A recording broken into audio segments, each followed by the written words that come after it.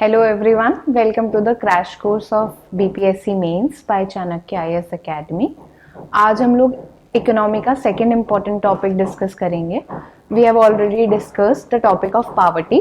आज हम लोग अनएम्प्लॉयमेंट पे बात करते हैं। अनएम्प्लॉयमेंट एक बहुत ही इम्पॉर्टेंट टॉपिक है फॉर BPSC मेंस और इससे काफ़ी क्वेश्चंस पूछे जाते हैं। तो आज हम बहुत ब्रीफली डिस्कस करेंगे कि अनएम्प्लॉयमेंट के कॉन्सेप्ट में हमें क्या क्या पढ़ना है, क्या क्या डेटा, क्या क्या रिपोर्ट्स हम लोगों को अपने आंसर्स में इनकॉर्पोरेट करना है, so that we have the brief understanding कि कैसे हम इस टॉपिक को अप्रोच करें। और हम कुछ PYQs भी देखेंगे जिससे हम अपने अपकमिंग मेंस के लिए रेडी हो पाए। सो let's start with unemployment. Basically, these are the PYQs that has been asked from unemployment topic.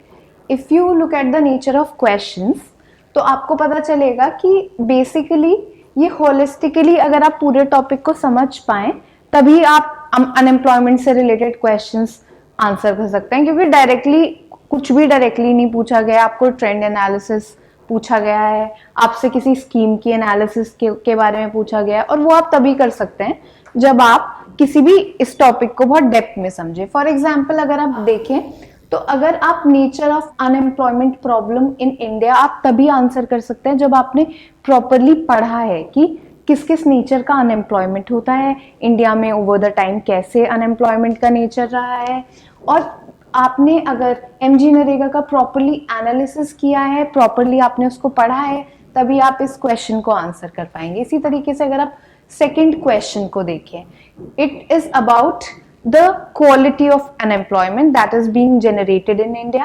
It is asking not just providing employment but increasing the employability of the labor force is the main issue of long-term employment policy in India. Discuss the statement with special reference to knowledge and skill development through quality education and training. Also explain trends and implications of sector-wise employment generation in the country after 2000. तो इसके लिए आपको properly trend analysis की जरूरत है, that we will try to do in this lecture. So don't worry, हम briefly सब कुछ डिस्कस करेंगे so that you are better able to answer the questions. So let's start. So firstly we will start with the types of unemployment in India. और ये जो first question है, अगर आप इस टॉपिक को अच्छे से समझ लेते हैं तो आप प्रॉपरली इसके से रिलेटेड क्वेश्चंस को आप आंसर कर पाएंगे। देखिए, बिकॉज ये जो types and nature of unemployment है, इसी से रिलेटेड ये क्वेश्चन है, और हम ट्राई करेंगे कि ये क्वेश्चन को भी हम आंसर करें। तो अगर आप देखेंगे टाइप्स ऑफ अनएम्प्लॉयमेंट, तो basically there are five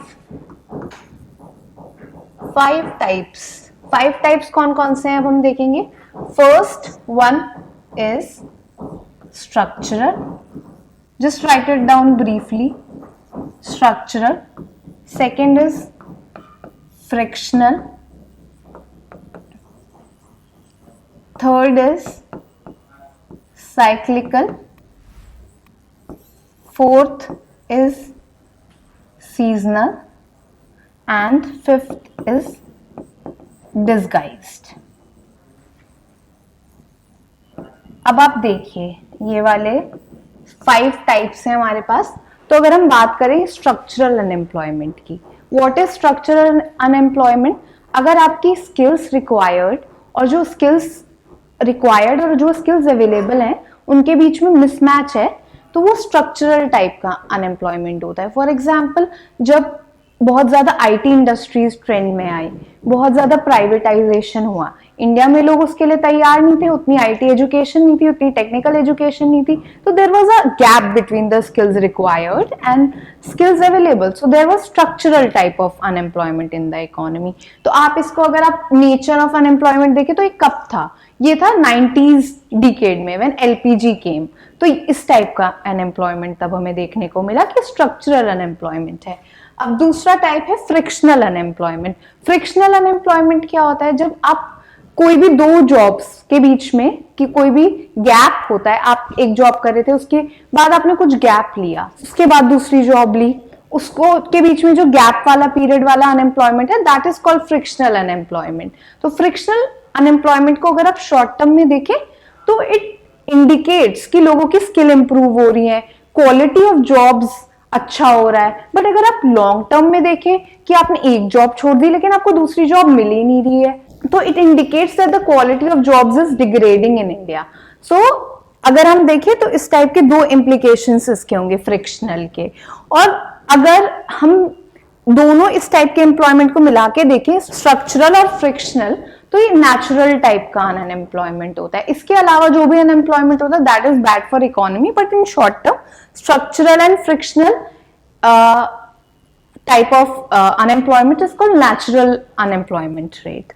Now the third one is cyclical. What is cyclical?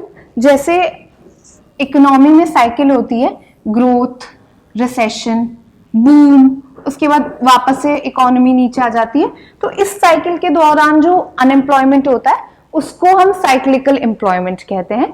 Cyclical employment का एग्जांपल आप देखिए कि अगर रिसेशन आ जाता है या फिर रिसेशन आ जाता है तो रिट्रेंचिंग करने लगती हैं, कंपनीज ले ऑफ करने लगती हैं. That is called cyclical unemployment. और अगर आप इसका रिसेंट में एग्जांपल देखें तो आप देखिए during Covid online education was mushrooming, और ऑनलाइन एजुकेशन में बहुत सारा लोग स्विच कर रहे थे. तो क्या हुआ, अनअकैडमी या और other platforms they started hiring.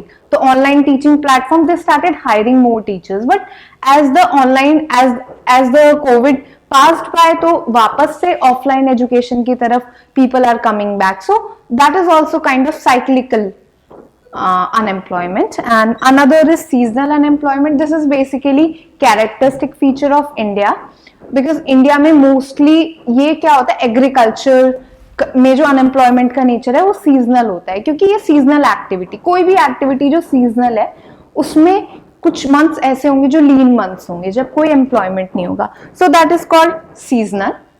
Another is disguised. जब डिस्गाइज्ड एम्प्लॉयमेंट इज, डिस्गाइज्ड का मतलब क्या होता है, छुपा हुआ. डिस्गाइज से हम समझते हैं कि जब आप एक, for example this is basically agriculture में डिस्गाइज्ड एम्प्लॉयमेंट होता है. फॉर एग्जाम्पल एक घर है, उसमें 4 लोगों का काम है लेकिन 4 male member are sufficient for doing the cropping in some agricultural land, but 5 लोग हैं वहां पे.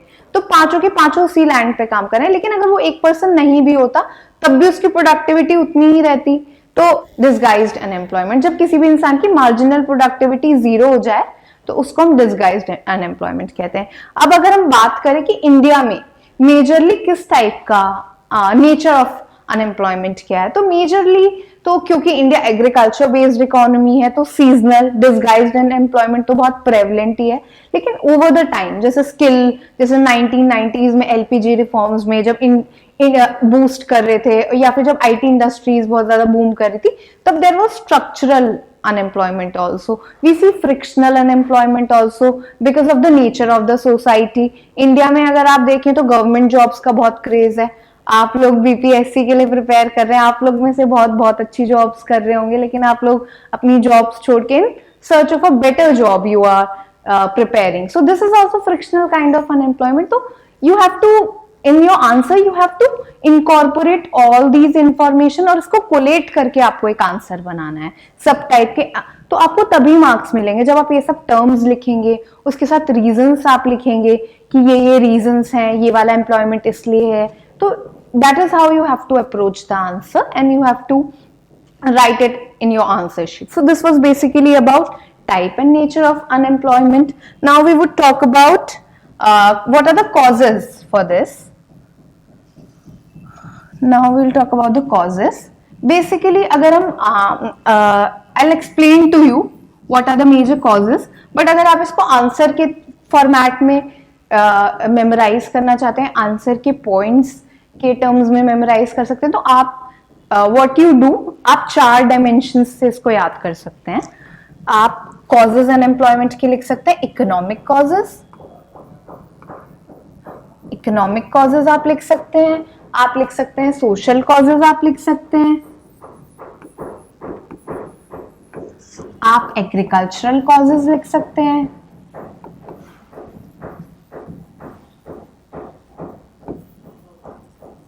आप लीगल कॉजेज लिख सकते हैं और आप स्ट्रक्चरल कॉजेज लिख सकते हैं. तो अगर आप इस तरीके से डाइवर्सिफाई करेंगे पॉइंट्स अपने आंसर में तो आपको बेटर मार्क्स भी मिलेंगे। तो देखिए अगर हम आंसर वाइज बात करें तो इकोनॉमिक कॉजेज में क्या आएगा, basically one of the major reason India में अनएम्प्लॉयमेंट का is slow jobless economic growth. Jobless economic growth is one reason. Lack of industrialization is another reason. Lack of entrepreneurship is another reason. Also, low levels of economic growth is also one of the reasons. So these kind of reasons you can write under economic head. When we will discuss the trends, हम लोग अच्छे से discuss करेंगे कि क्यों क्या हो रहा है. I will explain to you. लेकिन अभी आप आंसर के लिए याद कर लीजिए, ये 4 पॉइंट्स आप इकोनॉमिक में लिख सकते हैं. एंटरप्रेन्योर स्किल्स और इन्वेस्टमेंट की कमी और unorganise sector, all these points you can write in the economic head. When it comes to social head, तो सोशल हेड में आप देखिए बहुत सारे रीजंस हैं. पहला तो यही हमने पढ़ा है कि the craze for the government jobs is also one of the reason. तो this we can write in the social causes. Illiteracy भी एक social cause है क्योंकि आप लोग इतने पढ़े लिखे ही नहीं है कि वो ऑर्गेनाइज सेक्टर की अच्छी जॉब्स अप्रोच कर सके. उन्हें जॉब मिलती ही नहीं, उनकी एम्प्लॉयबिलिटी जीरो हो जाती है. Also there are problems related to casteism and other social stigma related jobs. People are debarred from jobs because of these factors. Also there is joint family system. Joint family system की वजह से बहुत सारा disguised unemployment हो जाता है. एक किसी की एक शॉप है या कोई एग्रीकल्चर किसी की फैमिली एंटरप्राइज कैरी होती है तो उसी में सारे लोग एब्जॉर्ब हो जाते हैं. तो this is also one of the reason for disguised unemployment. Also, population growth is one of the major reason which comes under social head. Population growth की वजह से बहुत ज्यादा आपका पॉपुलेशन तो बढ़ गई लेकिन जॉब्स उतनी क्रिएट ही नहीं हो रही है. लेबर फोर्स एडिशन हो रहा है लेकिन जॉब्स ग्रोथ उतना हो नहीं रहा है. तो this is also one of the reason. So this comes under social head. तो आप देखिए अगर आप डिमेंशंस के थ्रू डिवाइड करेंगे तो ऑलरेडी आपके 10 पॉइंट्स हो गए हैं कॉजेज में. Then you can write down agricultural cause.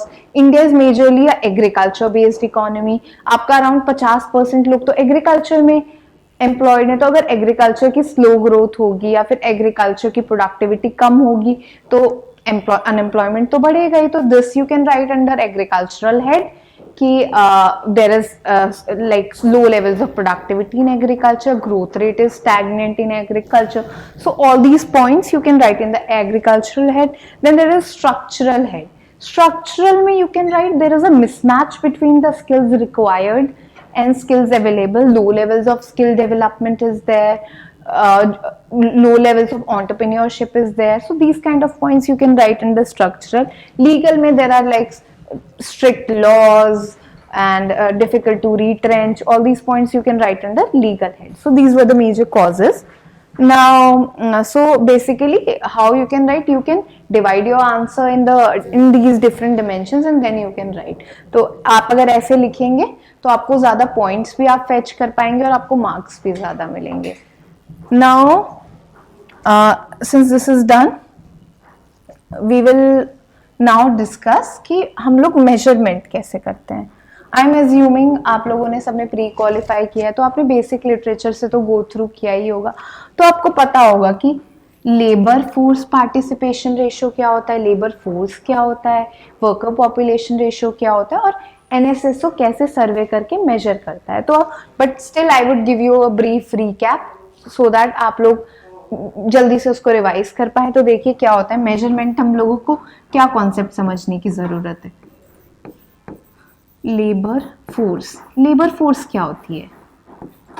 Labour force का मतलब होता है कि जितने भी लोग एम्प्लॉयड हैं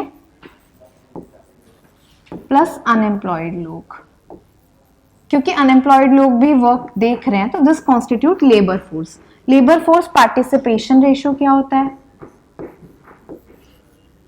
labour force upon total population.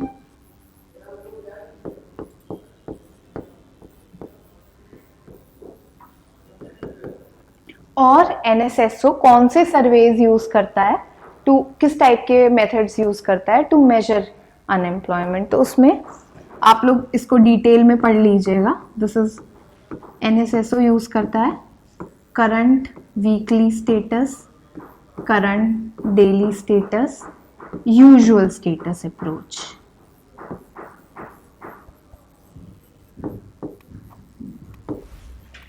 सो ये सब NSSO मेजरमेंट हम लोग ऐसे करते हैं अनएम्प्लॉयमेंट का.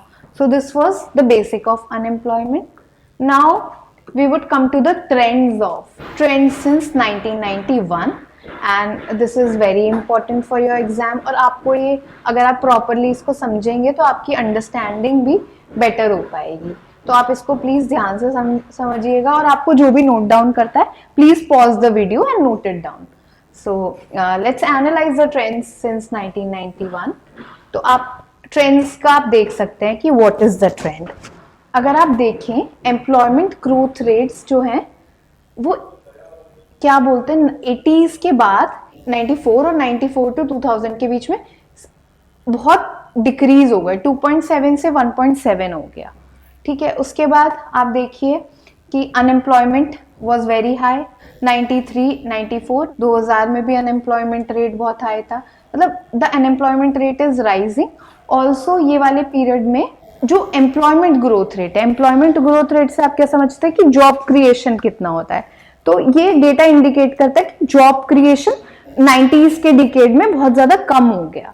तो हम लोग समझेंगे ऐसा क्यों हुआ बेसिकली. और उसके बाद ये इंक्रीज हुआ, उसके बाद ये कम हो गया. तो we are going to discuss all these. You should note it down ताकि आपको एग्जाम में आप अच्छे से इसको लिख पाए. देखिए ये जो पीरियड था 90s के डिकेड का, इसको हम बोलते हैं जॉबलेस ग्रोथ भी.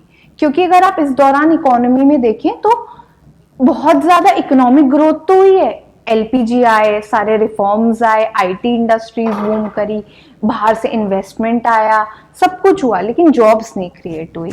अब इसके बहुत सारे रीजंस हैं, आप एक एक करके नोट डाउन करिएगा.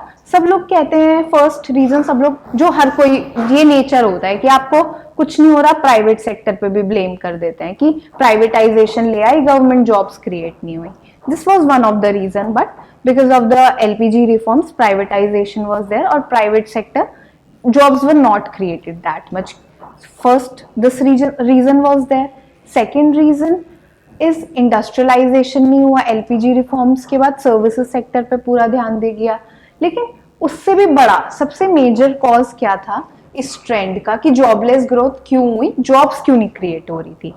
देखिए इंडियन गवर्नमेंट ने बहुत एम्प्लॉयमेंट जनरेशन पे ध्यान दिया 1917 ऑनवर्ड्स. 1980s में बहुत सारे आप अगर देखें तो ये wage employment programme, daily wage programmes, बहुत सारे प्रोग्राम शुरू हुए 1980s में, 70s में. Government was spending so much. Poverty, गरीबी हटाओ, इसके लिए बहुत सारे प्रोग्राम्स चलाए जा रहे थे.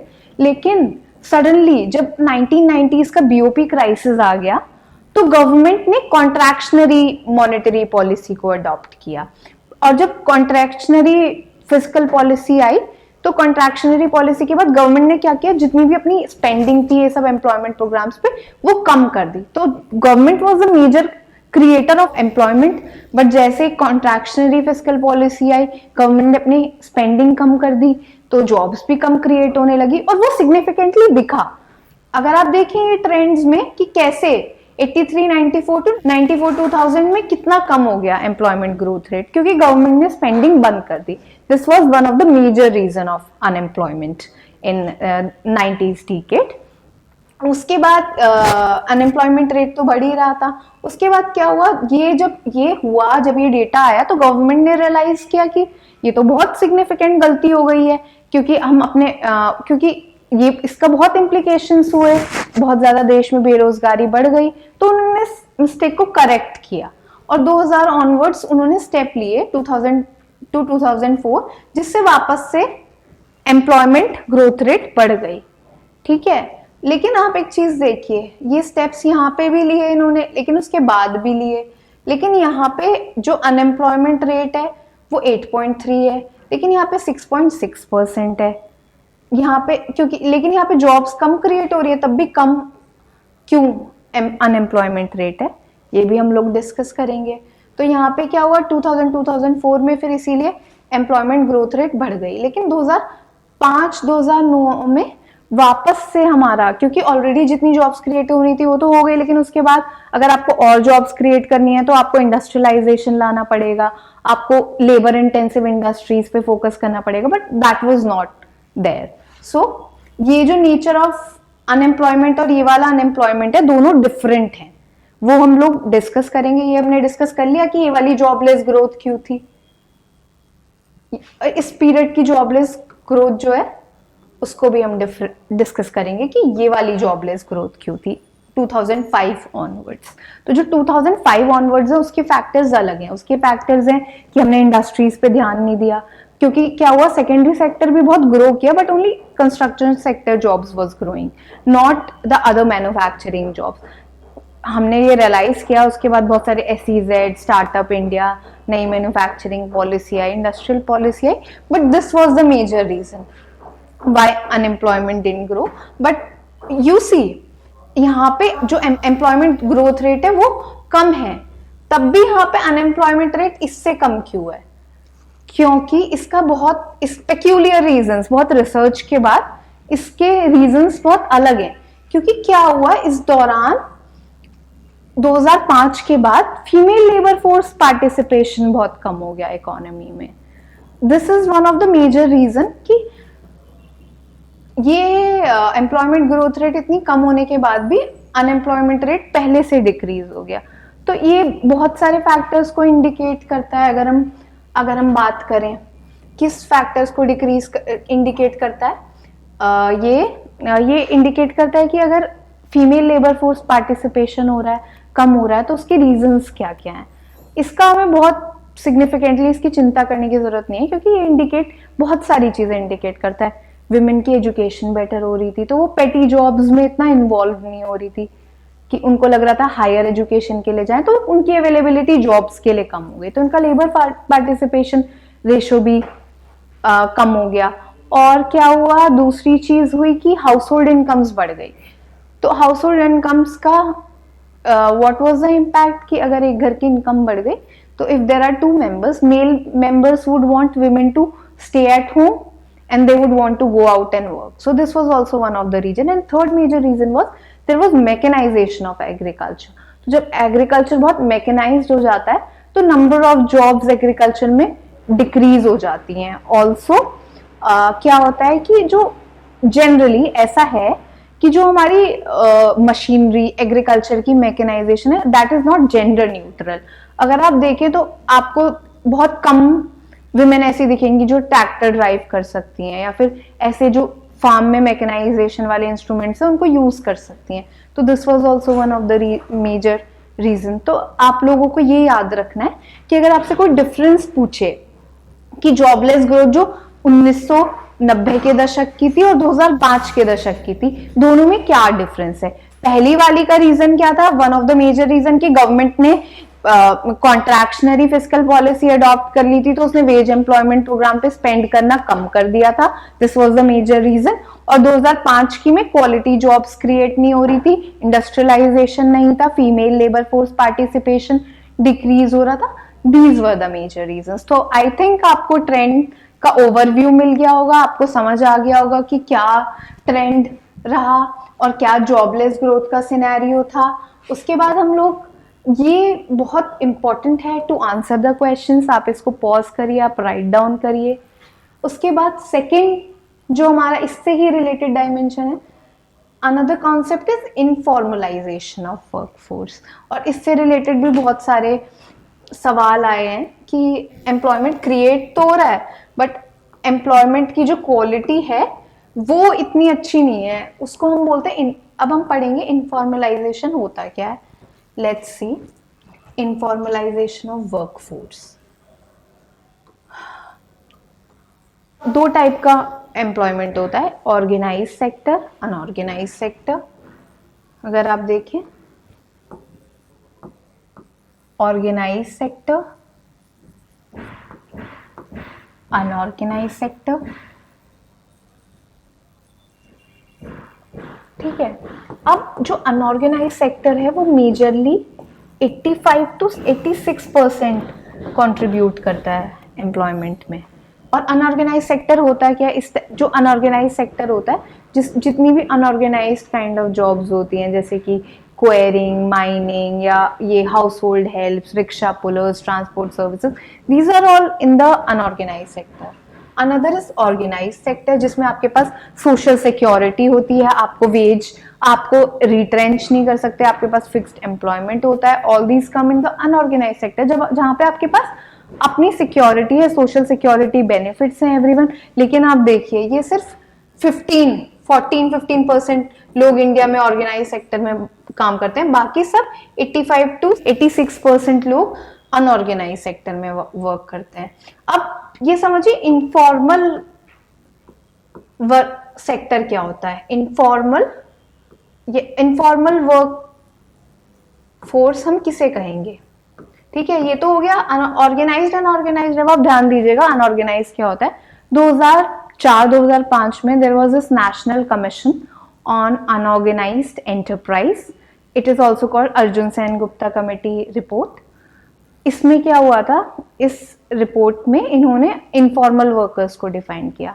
इनफॉर्मल वर्कर्स क्या होते हैं, इनफॉर्मल वर्कर्स वो वर्कर्स होते हैं जो अनऑर्गेनाइज सेक्टर में काम करते हैं, और वो वर्कर्स भी जो ऑर्गेनाइज में उनका सेक्टर ऑर्गेनाइज में आता है लेकिन उनकी जॉब कंडीशंस बहुत पुअर होती हैं। जैसे अगर हम देखें कंस्ट्रक्शन सेक्टर की अगर हम बात करें तो construction sector comes in the secondary sector, it is organised kind of workforce. लेकिन अगर आप देखें तो कोई सोशल सिक्योरिटी नहीं है, work conditions are very poor. All these jobs come under informal workforce, informal jobs. तो इंडिया में क्या हो रहा है, इनफॉर्मलाइजेशन ऑफ जॉब्स हो रहा है कि जैसे क्या हुआ 2005 के बाद बहुत सारी जॉब ग्रोथ जो मेजरली हुई वो कंस्ट्रक्शन सेक्टर में हुई। तो आप देखिए कि एम्प्लॉयमेंट क्रिएट भी हो रहा है but not the quality employment is created. So this is called informalization of workforce. This is a major issue, informalization. और अगर हम डेटा की बात करें इसमें तो please note it down, 36% India में इनफॉर्मल आप बोलते हैं कि कॉन्स्टिट्यूट करता है 2000 में, बट इन 2016 ये 62% हो गया। Share of informal workers in formal workers in organized sector।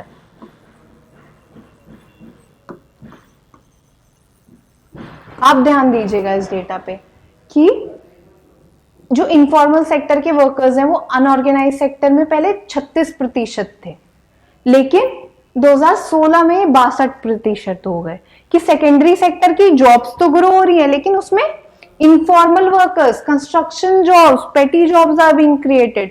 So you have to give attention to this. तो अगर आपसे क्वेश्चन भी पूछा जाता है, आपके मेंस में एक सवाल आता है कि इनफॉर्मलाइजेशन हो रहा है, nature of jobs, quality jobs नहीं है, तो अगर आप ये डेटा कोट करेंगे तो ये आपके आंसर्स में क्रेडिबिलिटी ऐड करेगा। तो प्लीज आप इसको नोट डाउन कर लीजिएगा।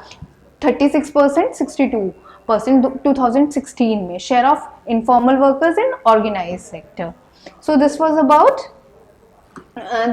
informalization of workforce, jobless growth scenario and trends since 1991. Now we'll move ahead, we'll see what has been done to improve the conditions, या फिर हम अनएम्प्लॉयमेंट को कैटर करने के लिए क्या क्या स्टेप्स ले रहे हैं। तो देखिए अगर आप गवर्नमेंट की बात करें तो गवर्नमेंट बहुत सारी स्कीम्स चलाई है गवर्नमेंट ने, जैसे कि MG नरेगा सबसे सिग्निफिकेंट स्टेप है। उसके बाद इंटीग्रेटेड रूरल डेवलपमेंट भी किया था, उसमें क्या था, there was the focus on creating jobs for rural poor. Make in India programme चलाया जा रहा है ताकि इंडस्ट्रियलाइजेशन हो, ताकि इंडस्ट्रियल जॉब्स क्रिएट हो।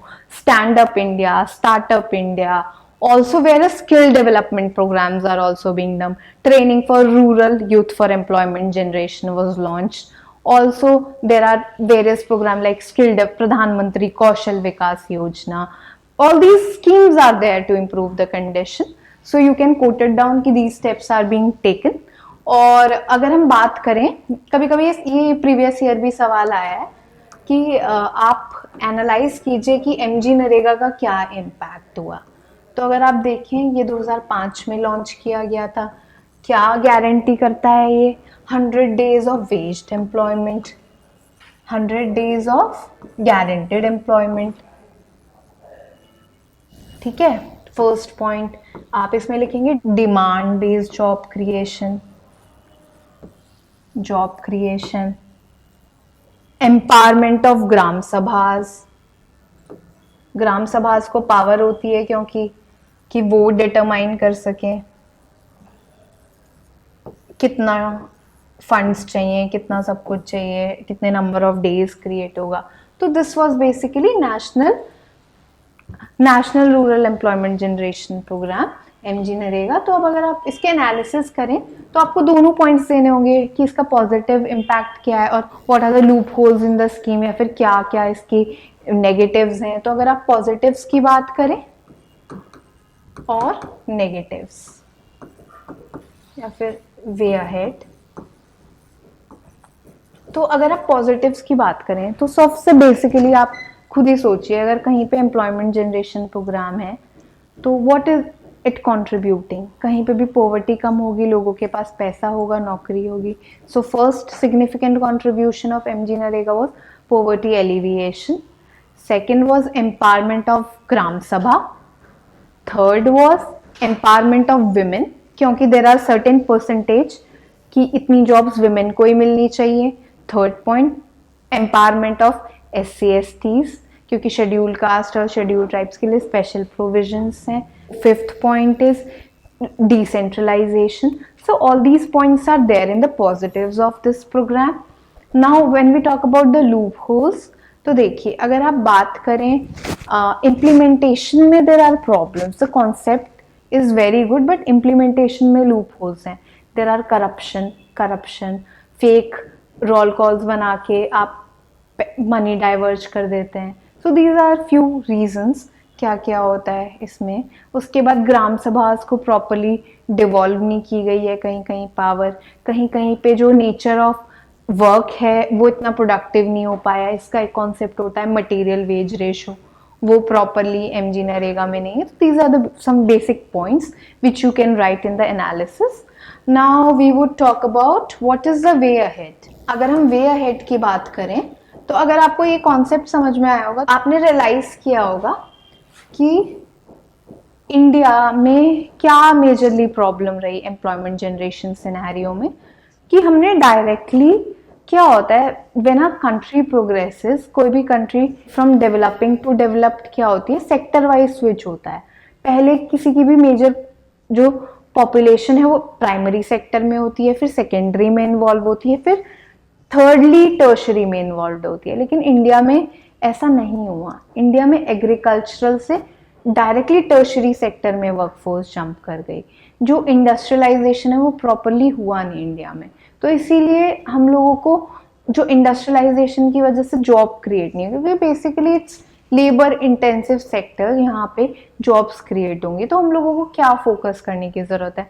We need to focus on industrialization, we need to focus on innovation, entrepreneurship, we have to focus on skill development, better human indicator management, all these and also government support. All these factors together will improve the employment scenario. So this was all about unemployment briefly. आप लोग इसको pause करिए, बीच में आपको जो भी important लगता है उसको नोट डाउन करिए, and I think this will suffice for PPSC mains exam. Thank you so much. Don't forget to like, share and subscribe to our channel and press the bell icon to never miss an update.